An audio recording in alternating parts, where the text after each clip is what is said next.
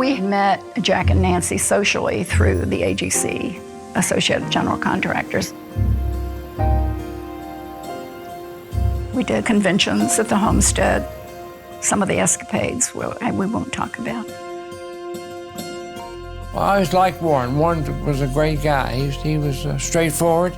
You know, we didn't agree on politics at all. We never really talked about politics very much. If we did, we had to quit pretty soon because it got loud and obnoxious.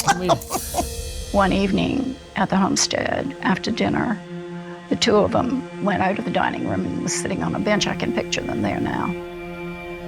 I'd been at R.E. Lee for 17 years. I just was looking for something else, I think, to do. Warren was heading a little construction company here in town called Edward Van Leer. He'd been having trouble finding an estimator.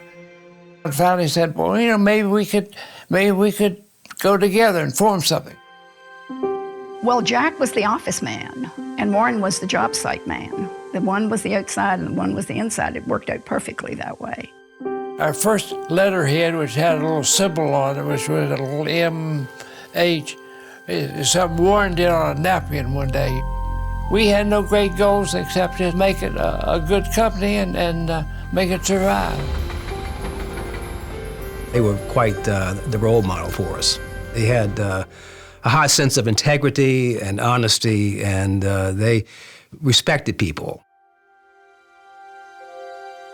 Mr. Martin was a gentleman.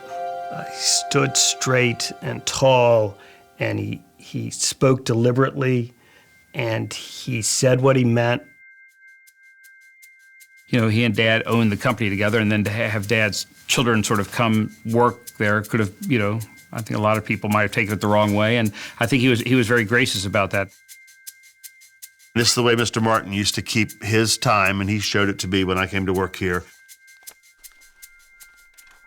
He was an awesome mentor. I mean, he knew everything about construction, taught me everything I know about how to build stuff.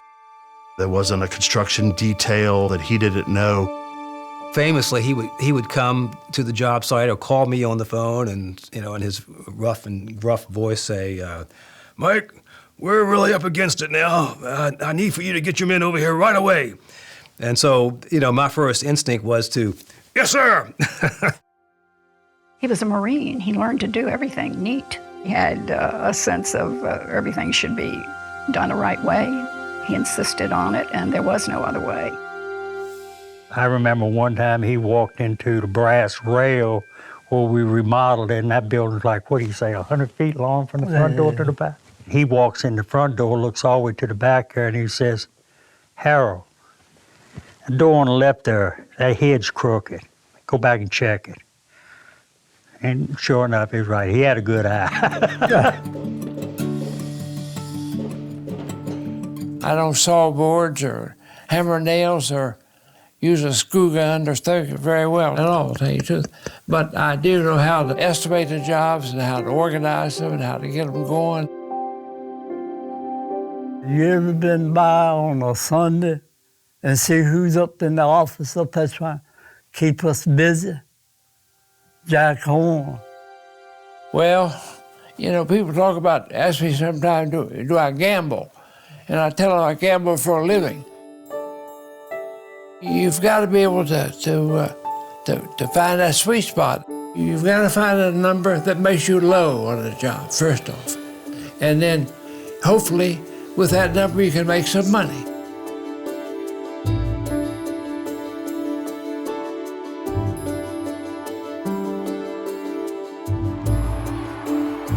My dad was a great estimator. You know, it was sort of daunting to follow in his footsteps.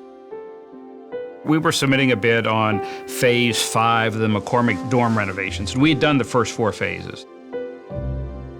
I had the sealed envelope with the bid, and I took it to turn it in, and I literally was the only car in the parking lot. And one of the things you do is call to see if there are any last-minute changes. So he said, I need you to modify the bid for me. I said, okay. And I started to write down. He goes, write down from our base bid. I said, don't you mean to our base bid? He goes, no, from our base bid, deduct $10,000. I said, I'm the only one here. I mean, why are we taking $10,000 off? We're the only bidder. And Dad said, you know, I know what it costs. I've done it 4 times. This is what it costs. This is what we do. He's not just out for himself or his side. He wanted it to work for everybody. And so that made you feel a little bit safe. And, you know, because you're talking about big numbers. I mean, my dad would much rather settle any kind of dispute, whether it be with a supplier or a subcontractor or with an owner or an architect, through some sort of a settlement that he would to fight over a few dollars and ruin a relationship.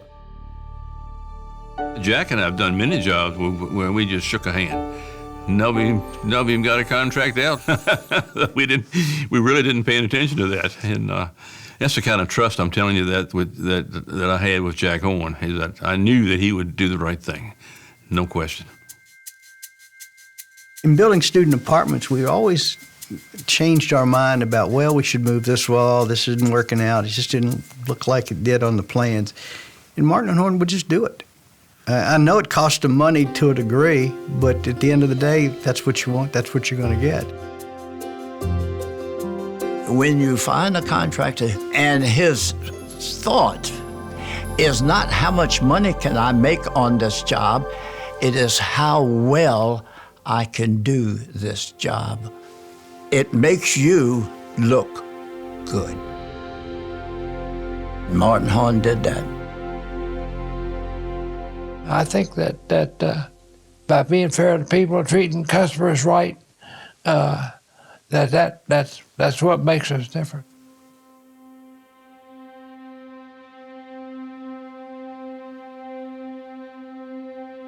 Warren, he died in 1992. He died at 67.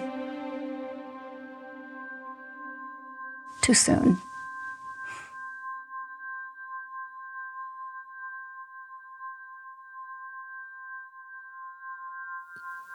It was hard.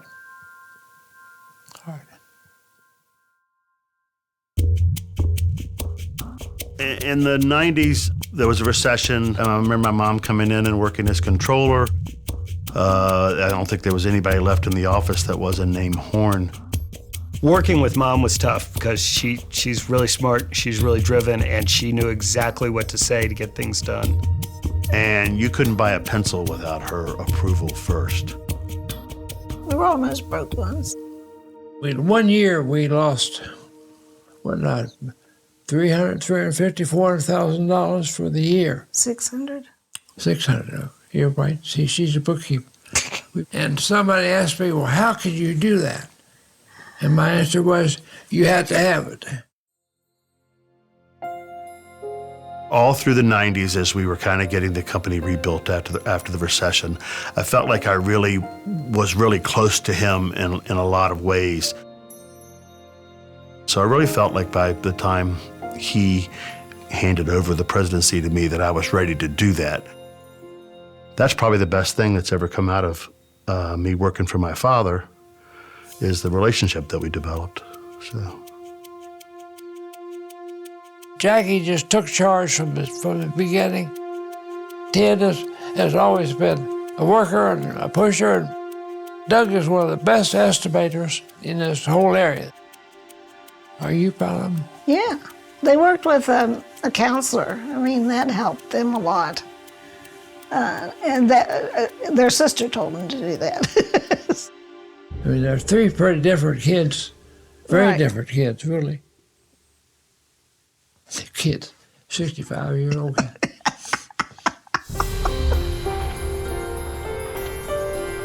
Doug, Jack, and I ask each other on occasion, what would Warren do? What would Dad do? But I think there are a lot more times that there's almost another entity. You know, what would Martin Horn do? What is the right thing to do? One of the things that's I think has stayed is this culture of doing the right thing and having good people and knowing that the guy in the field, the guy with the hammer and the nail, that you're treating him well, and in exchange, he's sort of looking after your best interests as well. It's employees, it's partners that it works with, whether they be owners or subcontractors. You know, a lot of those folks are like family to us. With me, it was more like less being in the family.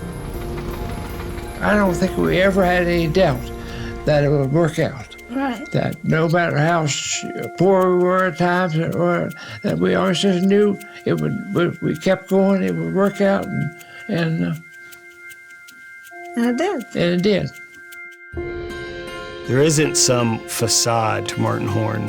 It's three brothers who are running a company that was started by their father and Mr. Martin.